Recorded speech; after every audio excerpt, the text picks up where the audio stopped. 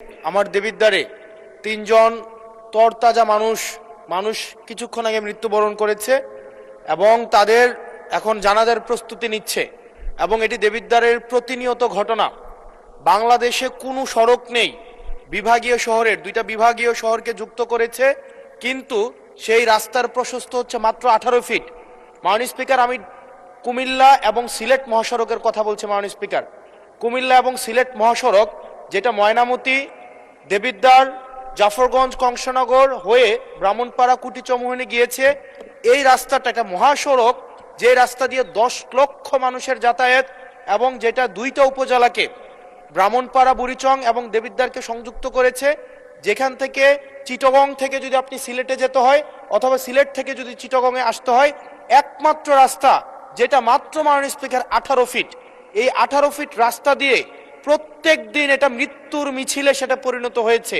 দেবিদ্বার বুড়িচং অংশটা প্রত্যেক দিন মৃত্যুর মিছিল। কেবল এই মাসটাই 23 জন মানুষ মৃত্যুবরণ করেছে এই সড়কে দুর্ঘটনায়। মাননীয় স্পিকার, আমরা যখন মন্ত্রীদের মহোদয় বা প্রশাসনের সাথে কথা বলি, এটা হচ্ছে এক ধরনের প্রশাসনিক জটিলতায় আজকে দীর্ঘ 10-12 বছর এখানে কোনো ধরনের কাজ হচ্ছে না।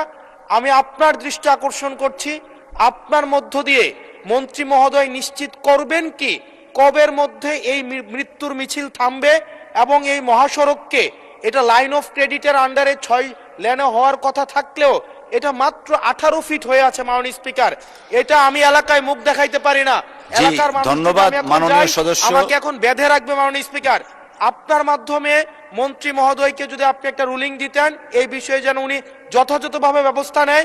আমি ভিক্ষা চাই এই সংসদের কাছে, এই রাস্তাটা 10 লক্ষ মানুষের প্রাণ বাঁচাবে। মাননীয় স্পিকার, আমি আপনাদের কাছে ভিক্ষা চাই, এই রাস্তাটাকে প্রশস্তকরণের জন্য দ্রুত এটার আপনারা ব্যবস্থা নেবেন। ধন্যবাদ মাননীয় সদস্য। আপনি 71 বিধিতে একটা নোটিশ প্রদান করুন, সেটা সবচেয়ে অ্যাপ্রোপ্রিয়েট ওয়ে। তখন মাননীয় মন্ত্রী জবাব দিবেন, আপনি সংশ্লিষ্ট মন্ত্রী যখন জবাবটা দিবেন, it will work upon the procedure. আমার মনে হয় আপনি 71 বিধিতে একটা নোটিশ দেন আমাদেরকে, প্লিজ। Thank you.